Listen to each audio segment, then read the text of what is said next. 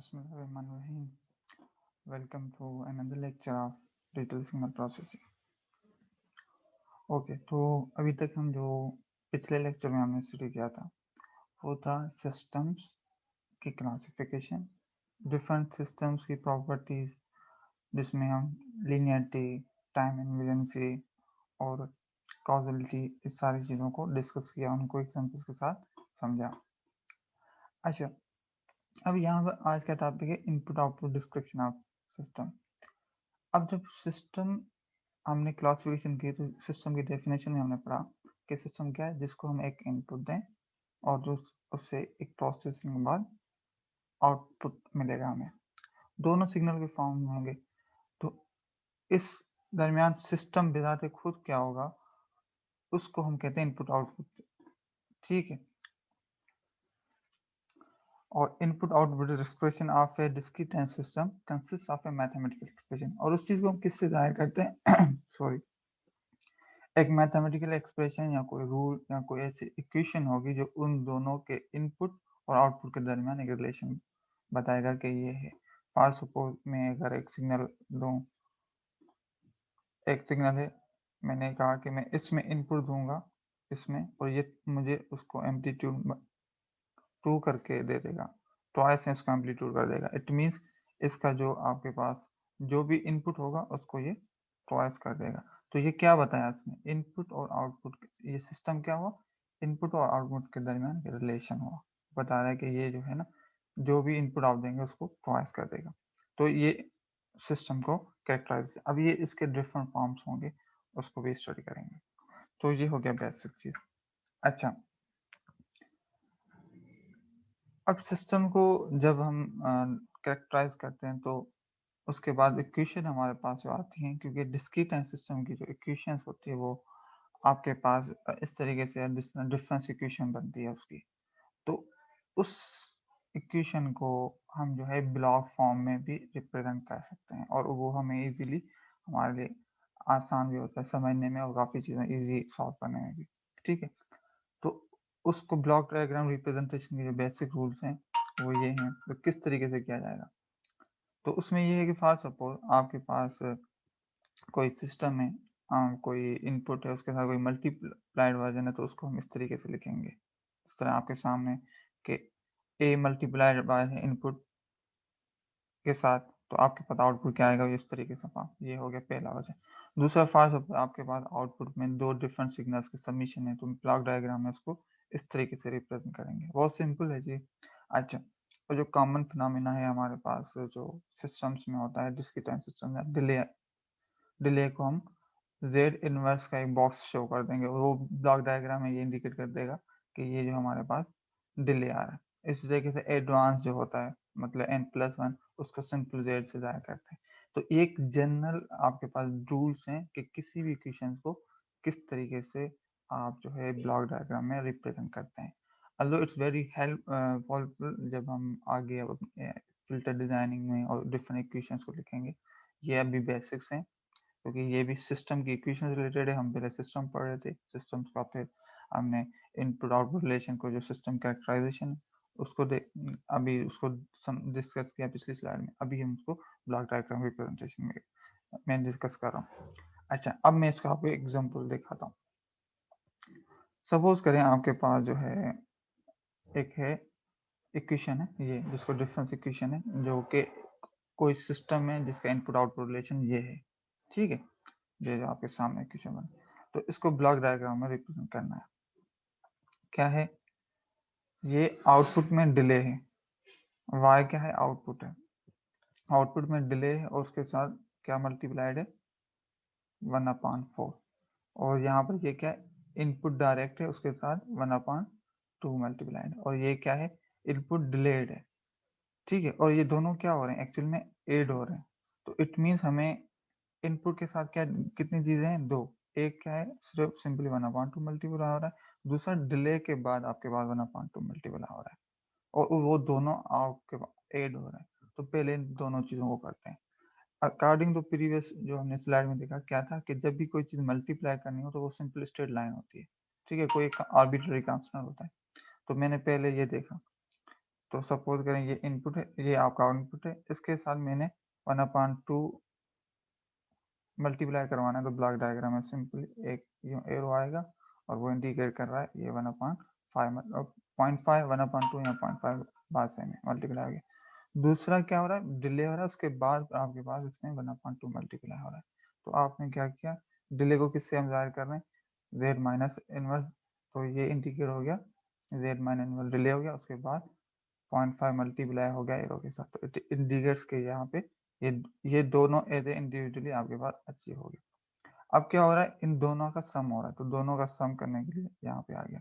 तो यहाँ तक जो आपके पास इक्वेशन जो ब्लॉक डायग्राम में रिप्रेजेंट हुई, वो कौन सा पार्ट है, ये वाला पार्ट, ठीक है। अच्छा, अब हमारे पास क्या रहा है, आउटपुट उसके साथ 1/4 मल्टीप्लाइड है और वो एज ए होल उस पूरे इसके साथ मल्टीप्लाइड एड है, सॉरी, ठीक है। अब क्या करना है, एड है, इसका आउटपुट हमारे पास आ गया, तो इट मीन्स एक तो एडर लगेगा क्योंकि ये एक्सप्रेशन एड होगी इसके ब्लॉक डायग्राम से, तो एक एडर हमने यहाँ पे लगा दिया। दूसरा यहाँ पे जो इक्वेशन ये बता दे खुद क्या बनेगी, आउटपुट डिले हो रहा है, तो आउटपुट क्या होगा फाइनल, कोई ना कोई आउटपुट यहाँ से आ रहा होगा, उसका डिले हो रहा है, मीन्स फीडबैक बैक हो रहा है, और उसके बाद 1/4 मीन्स 0.25 मल्टीप्लाई हो रहा है, तो यहाँ पे आया और ये आपके पास एरो इसमें ऐड हो गया। तो ओवरऑल इस इक्वेशन को हमने किस में रिप्रेजेंट कर दिया, इस ब्लॉक डायग्राम में, ठीक है। तो ये आपका ब्लॉक डायग्राम रिप्रेजेंटेशन हो गई इस इक्वेशन की। अच्छा, अब इसी को इक्वेशन को थोड़ा सा हम मैनिपुलेट करते हैं, थोड़ा सा मैथमेटिकल, इसको यूं भी कर सकते हैं कि 1/2 और 1/2 दोनों में कॉमन है, तो इसको दोनों को मैंने कॉमन निकाला 1/2 एक्सटर्नली, और फिर उसके बाद जो इक्वेशन बनेगी उसका ब्लॉक डायग्राम बनाएंगे, तो थोड़ा सा चेंज बनेगा इससे। तो ये हो गया आपके सामने, दूसरी स्लाइड में आ गया। अच्छा, ये वही टर्म हो गया, आउटपुट जो है फीडबैक हो रहा है, तो ये पार्ट तो हमारा सेम ही रहेगा। इस पार्ट में अगर नोट करेंगे, जो ये वाला पार्ट है, इसमें 1/2 कॉमन, इट मीन्स कि पहले दोनों सिग्नल एड होंगे, डिलेड वर्जन और डायरेक्ट वर्जन, उसके बाद 1/2 मल्टीप्लाइड होगा। तो यहाँ पर जो देखें, पहले देखो पिछले ब्लॉक डायग्राम में हमने क्या किया हुआ था, यहाँ पर 0.5 पहले मल्टीप्लाई करवाया था, और यहाँ पर भी पहले डिले करवा के फिर 0.5, मगर यहाँ पर ऐसे नहीं किया, इसको डायरेक्ट इनपुट, तो ये डिले होके यहाँ पे आ गया, दोनों को ऐड किया और यहाँ पर 0.5 के साथ मल्टीप्लाई हुआ, तो यहाँ पे आपकी वो इक्वेशन बन गई, ठीक है। और यहाँ पे ये इसके साथ जो दूसरा पार्ट है वो सेम, आउटपुट जो डिले हो रहा है, डिले मगर आउटपुट हो रहा है, तो मीन्स के ये आउटपुट फीडबैक जो आपका इसमें आ रहा है। तो ये ओवरऑल आपके पास एक ब्लॉक डायग्राम का एक एग्जांपल हो गया। तो आई होप अंडरस्टैंडिंग हो गई होगी कि किसी भी इक्वेशन को किस तरीके से एक ब्लॉक डायग्राम से रिप्रेजेंट करवाया जा सकता है, ठीक है। अच्छा, अब ये तो हो गया, हमने एक सिस्टम की इक्वेशन को, जो एक सिस्टम को इनपुट देते हैं और आउटपुट से मिलता है, उस सिस्टम के जो उसको रूल्स या मैथमेटिकल इक्वेशन से रिप्रेजेंट करते हैं, उसको हम इनपुट आउटपुट रिलेशन करते हैं, ठीक है। उस अब उसको फिर हमने ये देखा कि उस इक्वेशन को जो उसकी आएगी, उसको हमने ब्लॉक डायग्राम रिप्रेजेंटेशन में लिखा। अब हम उसको देख रहे हैं कि क्या क्या दो डिफरेंट सिस्टम्स को हम आपस में कनेक्ट कर सकते हैं एक दूसरे के साथ, तो उसके कॉन्फ़िगरेशंस क्या होंगे, उसको किस तरीके से हल किया जाएगा। तो बेसिक जो सिस्टम्स हैं, फॉर सपोज आपने 2 फ़िल्टर्स बनाए हुए हैं, ठीक है? अब 2 फ़िल्टर्स को आप लगा रहे हैं, कनेक्ट कर रहे हैं, तो क्या-क्या पॉसिबिलिटीज़ होंगी और उनका ओवरऑल इम्पैक्ट क्या होगा आपके उस पे नेट आउटपुट पे। तो हमारे पास 2 टाइप के कनेक्शन मतलब बेसिक होते हैं, बाकी इनका कोई कॉम्बिनेशन नहीं बनेगा। क्या? एक होता है सीरीज़, जिसको हम कहते हैं कैस्केड इंटरकनेक्शन, जो डिफरेंट सिस्टम्स का डिफरेंट मतलब सिस्टम्स आपने जो डिज़ाइन किए हैं, ठीक है। ये इसलिए हमें अभी बेसिक्स हैं, ये हमें आगे प्रॉब्लम्स वगैरह में और हम जब चीज़ें डिज़ाइन कर रहे होंगे तो इंशाल्लाह उसमें हेल्पफुल होती हैं चीज़ें काफ़ी। अच्छा, एक सिस्टम है फॉर एक आपने डिजिटल फ़िल्टर बनाया, दूसरा फ़िल्टर आपके पास 2 डिफरेंट फ़िल्टर्स पड़े हैं।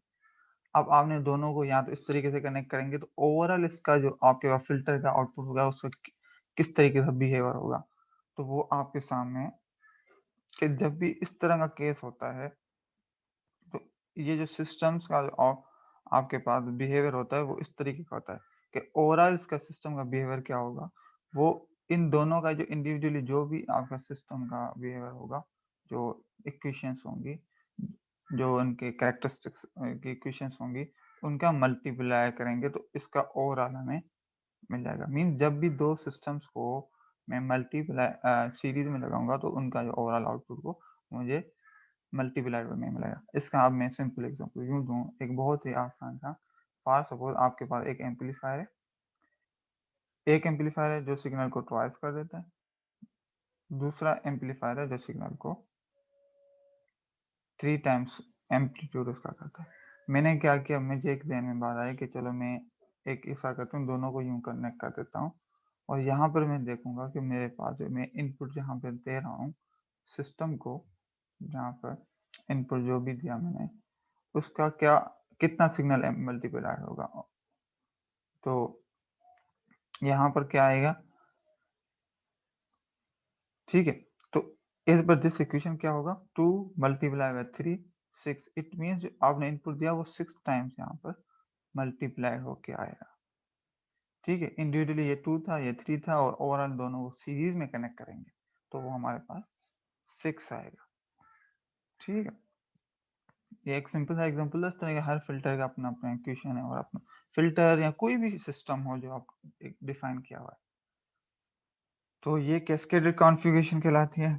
Cascaded interconnection of discrete time systems है। इस तरीके से जो दूसरा हमारे पास जो पैरेलल, ठीक है, होता है, वो ये है।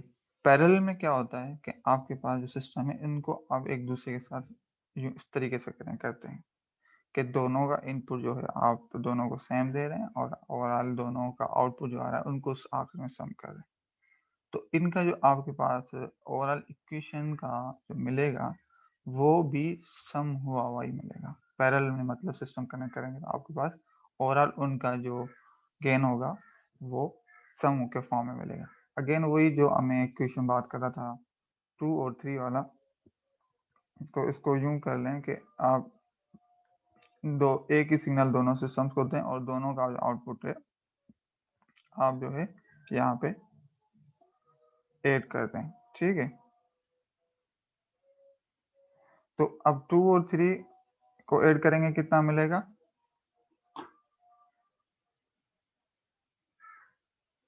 2 और 3 क्या हुआ? 5। तो यहाँ पर आपको 5 मिलेगा। यही सिस्टम इस कॉन्फ़िगरेशन में हमें 5 टाइम्स मल्टीप्लाई करके दे रहा है। यही दोनों सिस्टम जब हमने सीरीज़ में कनेक्ट करके तो 6 का एम्प्लीफाइड करके दे रहा था। ये मैंने अपना एग्ज़ाम्पल लिया। इस तरीके से ये जो डिजिटल सिस्टम फ़िल्टर्स हैं उनका क्या इम्पैक्ट होगा, हर किसी का अलग-अलग होगा, उसके साथ फिर उनके अपने प्रोज़ एंड कॉन्स होते हैं। ठीक है? ओवरऑल हमें ये समझना था कि सिस्टम्स, क्योंकि हम पढ़ रहे थे कि सिस्टम्स को मैथमेटिकली किस तरह एक्सप्रेशन में उसको क्या कहते हैं, इनपुट आउटपुट रिलेशन कहते हैं। ठीक है? और उसका ब्लॉक डायग्राम रिप्रेजेंटेशन का एग्जांपल देखा, फिर उनका आपस में कनेक्शन जो है किस तरीके से डिफरेंट सिस्टम्स को करें तो उनके ओवरऑल आउटपुट के क्या इम्पैक्ट पड़ेगा। इसमें उन सारी चीज़ों को हमने कवर कर लिया। ठीक है? अब इसके साथ ही हमने जो क्लासिफिकेशन हमने कवर के लिए सिस्टम के जो आपके पास सिस्टम को डिफाइन करना इनपुट आउटपुट रिलेशंस के फॉर्म में भी हमने डिस्कस कर लिया गया। इसको किस तरह से डिस्कस करते हैं, फिर उसको उनके इंटरकनेक्शंस और ब्लॉक डायग्राम रिप्रेजेंटेशन करें। इंशाल्लाह अब नेक्स्ट टॉपिक, जो अगला टॉपिक हमारा होगा, वो होगा इन्हीं क्लासिफिकेशन एक स्पेशल क्लास आती है जिसको हम कहते हैं एलटीआई सिस्टम्स। हम नेक्स्ट लेक्चर में इंशाल्लाह उसको डिस्कस करेंगे। इनमें जो क्यूरीज हो आप जरूर मुझसे पूछ लीजिएगा। Okay, thank you very much.